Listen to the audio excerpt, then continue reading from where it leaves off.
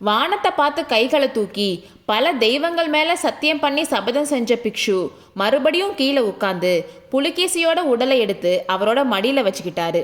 தம்பி, நீ சாகலை. இவ்வளோ நாளும் நம்ம ஓரையும் 2 உடலுமா வாழ்ந்து வந்தோம். இப்போ உயிரை மாதிரியே உடம்பும் ஒன்றாயிருச்சு.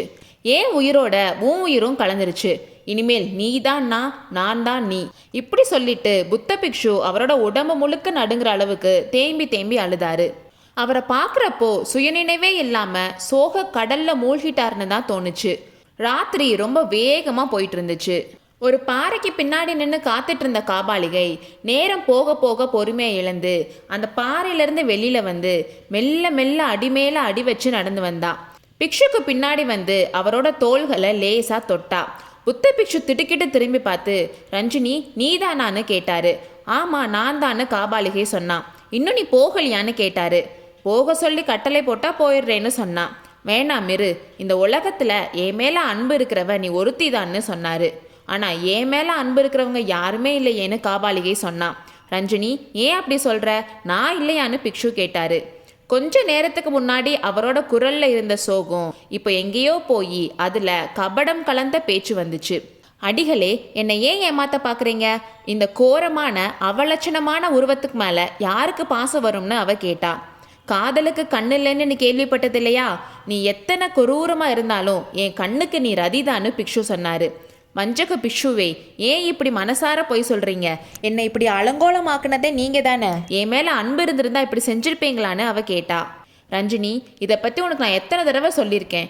அஜந்தா சித்திரம் மாதிரி ஒரு அற்புதமான அழகோட நீ வாதாபி அரண்மனையில் இருந்தா யாராவது ஒரு ராஜகுமாரன் உன்னை தூக்கிட்டு போயிடுவான்னு தானே இப்படி செஞ்சேன்னு சொன்னார். என்னை நீங்களே அபகரிச்சுட்டு போயிருக்கலாமே, யார் வேண்டாம்னு சொன்னதுன்னு காபாலிகை கேட்டா. அதையும் உனக்கு 1000 தடவை சொல்லியிருக்கேனே, மறுபடியும் சொல்கிறேன். நான் செய்ய வேண்டிய காரியங்கள் சிலது இருந்துச்சு. முக்கியமாக புத்த சங்கத்திலிருந்து விடுதலை பெற வேண்டி இருந்துச்சுன்னு சொன்னார். இப்படி தான் ரொம்ப காலமாக சொல்லிட்டு வரீங்க. எப்போதான் உங்களுக்கு விடுதலை கிடைக்க போகுதுன்னு காபாலிகை கேட்டா. ரஞ்சினி, எனக்கு விடுதலை கிடைச்சிருச்சு. உன் ஆசை நிறைவேறதுக்கு இருந்த தடை நீங்கிருச்சு. உனக்கு சந்தோஷம் தானேன்னு பிக்ஷு கேட்டாரு. சத்தியமாவா சொல்கிறீங்கன்னு ரஞ்சினி கேட்டா. சத்தியமாக சொல்கிறேன். எனக்கு விடுதலை கேட்க வேண்டிய அவசியமே வரல. புத்த சங்கத்தினரே என்னை விளக்கிட்டாங்க.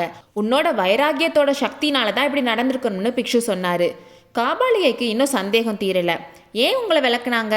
சர்வ சக்தி வாய்ந்த நாகநந்தி பிக்ஷுவை புத்த சங்கத்தார் எப்படி விளக்குறதுக்கு துணிஞ்சாங்கன்னு கேட்டா. அது பெரிய கதை, அப்புறம் சொல்கிறேன். ரொம்ப முக்கியமான வேலை இப்போ நமக்கு இருக்குது. இந்த உடலை உடனே தகனம் செய்யணும். யாருக்காச்சும் தெரிஞ்சிட்டா காரியமே கெட்டுரும். எங்கே ரஞ்சினி, கட்டைகள் கொண்டு வந்து இங்கே நீயே சிதையடுக்கு பார்க்கலான்னு சொன்னார். என்னால் அது முடியாதுன்னு சொன்னான். ஏன் அப்படி சொல்கிற? எனக்கு உதவி செய்ய மாட்டியான்னு புத்த பிக்ஷு கேட்டார். புத்த சங்கத்திலேருந்து உங்களை ஏன் விளக்குனாங்க? அதை நீங்கள் சொன்னீங்கன்னா உதவி செய்கிறேன்னு காபாலிகை சொன்னான். சரி, சுருக்கமாக சொல்கிறேன் கேளு. காஞ்சி மாமல்லன் படையெடுத்து வரான்ற விஷயம் எனக்கு முன்னாடியே தெரியும். ஆனால் அதை சில காரணங்களுக்காக என் சகோதரன் கிட்ட சொல்லாமல் ரகசியமாக வச்சுருந்தேன். இது தெரிஞ்சப்போ நான் சகோதர துரோகமும் தேச துரோகமும் செஞ்சுட்டதா இந்த முட்டாள் நினச்சிட்டான். என் உயிரை கொடுத்து இவனை காப்பாற்றி சளுக்க சாம்ராஜ்யத்தோட சக்கரவர்த்தியாக்குனா என்னோட சகோதரன் என்னை பார்த்து இனி என் மூஞ்சிலேயே முழிக்காதுன்னு சொல்லிட்டான். அதனால தான் இப்போ இங்கே அநாத பெணமாக கிடக்குறான். நீயும் நானும் இவனை உடனே தகனம் செய்யணும். இப்படி சொல்லி நாகநந்தி ஒரு பெருமூச்சு விட்டாரு.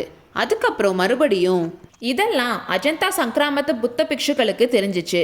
இவ்வளோ வருஷமும் நான் அவங்களுக்கு பண்ண உதவிகள் எல்லாம் மறந்துட்டு சக்கரவர்த்தியோட கோபத்துக்கு நான் ஆளாயிட்டேன்னு தெரிஞ்சதும் அவங்க என்ன விளக்கிட்டாங்க. அதனோட பலனை அவங்களும் அனுபவிச்சாங்க. ரஞ்சனி, நீலகேசியை எதிர்ப்பவர்கள் யாராயிருந்தாலும் தப்பி பிழைக்க முடியாது. அவர்களோட கதி அதோ கதிதான்னு சொன்னாரு. அஜந்தா பிக்ஷுக்களுக்கு அப்படி என்ன ஆச்சுன்னு காபாலிகை கேட்டா. வேறொன்னும் இல்லை, ஒரு வாரத்தில் அஜந்தா பிக்ஷுக்கள் எல்லாரும் சங்கிராமத்தை மூடிட்டு உயிர் தப்பிச்சு ஓடுற மாதிரி ஆயிடுச்சு. ஊர் முழுக்க அஜந்தா கலை விழா, புத்த பிக்ஷுக்களோட சூழ்ச்சி, காஞ்சி மாமல்லனுக்கு உதவி செய்யறதுக்கு அது அவங்க செஞ்ச வஞ்சகமான ஏற்பாடுன்ற வதந்தி ஊர் முழுக்க பரவுச்சு. வதந்திக்கு விதை போட்டவன் நான் தான். அதனால மக்களுக்கு கோபம் வந்து அஜந்தாவுக்கு போய் சங்கிராமத்தையும் அங்க இருக்க சிற்ப சித்திரங்களையும் அழிச்சு போடுறதுக்கு ரெடியானாங்க. இதை தெரிஞ்ச பிக்ஷுக்கள் அஜந்தாவுக்கு போற அந்தரங்க வழிகள் எல்லாத்தையும் மூடி மறைச்சிட்டு வடக்க ஹர்ஷனோட ராஜ்யத்துக்கு போயிட்டாங்க. அதுக்கப்புறம் அஜந்தாக்கு போக நானே முயற்சி பண்ணேன். ஆனால் என்னாலேயே வழி கண்டுபிடிக்க முடியல. சரி, அப்புறம் பார்த்துக்கலான்னு திரும்பி வந்துட்டேன். நல்ல நேரத்தில் தான் வந்தேன். ரஞ்சினி, எந்திரி, சீக்கிரம் நான் சொன்னபடி செய். உடனே சிதையடுக்கு நெருப்பு கொண்டு வான்னு சொன்னார். சக்கரவர்த்தியை தகனம் செஞ்சதுக்கு அப்புறம் என்ன செய்ய போறீங்கன்னு காபாலிகை கேட்டா. ரஞ்சனி, சக்கரவர்த்தியோட மரணத்தை பத்தியோ தகனத்தை பத்தியோ யார்கிட்டையும் சொல்லக்கூடாது, ரகசியமா வச்சிருக்கணும்னு புத்த பிக்ஷு கேட்டாரு. எதுக்கு ரகசியமா வச்சிருக்கணும்னு காபாலிகை கேட்டா. எல்லாம் அப்புறம் சொல்றேன் ரஞ்சனி, இப்போ ஒரு நொடி கூட வீணடிக்க நம்ம கிட்ட நேரம் இல்லைன்னு சொன்னாரு. வஞ்சக பிக்ஷுவே, நீ ஒன்றும் சொல்ல வேண்டியதில்லை, காரணம் எனக்கே தெரியும்னு சொன்னான். உனக்கு என்ன தெரியும்னு பிக்ஷு கேட்டாரு. இந்த உடலை இங்க தகனம் செஞ்சுட்டு ரகசிய சுரங்க வழியா வாதாபிக்கு போய் நீங்க தான் சக்கரவர்த்தின்னு சொல்லிக்க போறீங்க. அதுக்கப்புறம் சிம்மாசனத்துல ஏறி அந்த காஞ்சி நகரத்து மூலிய உன் பக்கத்துல உட்கார வச்சுக்க போறீங்க, அதானே?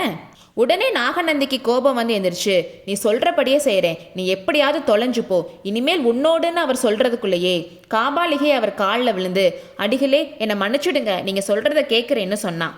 உனக்கு தான் என்கிட்ட கொஞ்சம் கூட நம்பிக்கை இல்லையே, உன்கிட்ட சொல்லி என்ன பிரயோஜனம்னு சொன்னாரு. எனக்கு நம்பிக்கை வர்றதுக்கு ஒரு வழி இருக்குதுன்னு அவ சொன்னான். என்னன்னு கேட்டாரு. அந்த நடன பெண்ணை எனக்கு கொடுத்துடுங்கன்னு சொன்னான். ரஞ்சனி, இவ்வளோ நாள் பொறுமையா இருந்த, இன்னும் கொஞ்ச நாள் மட்டும் பொறுமையா இரு. இந்த வாதாபி முற்றுகை முடிகிற வரைக்கும் கொஞ்சம் பொறுமையா இரு. அந்த சிவகாமிய ஒரு காரியத்துக்காக தான் நான் வச்சிருக்கேன்னு உன்ட்ட சொல்லிட்டு வந்திருக்கேன்ல, அதுக்கான நேரம் இப்போ வந்துருச்சு. மாமல்லனை பழி வாங்கினதும் சிவகாமியை உன்கிட்ட கொடுத்துட்றேன். அதுக்கப்புறம் இந்த நீலகேசி தான் தக்ஷிண தேசத்தோட சக்கரவர்த்தி, நீ தான் சக்கரவர்த்தினி. சளுக்க, பல்லவ, சோழ, பாண்டிய, வேங்கி நாடுகள் எல்லாம் நம்ம 2 பேரோட காலுக்கு கீழே கிடக்க போகுதுன்னு நாகநந்தி என்கிற நீலகேசி சொன்னாரு. காபாலிகை ஒரு மாதிரி சமாதானம் அடைஞ்ச மாதிரி தெரிஞ்சிச்சு.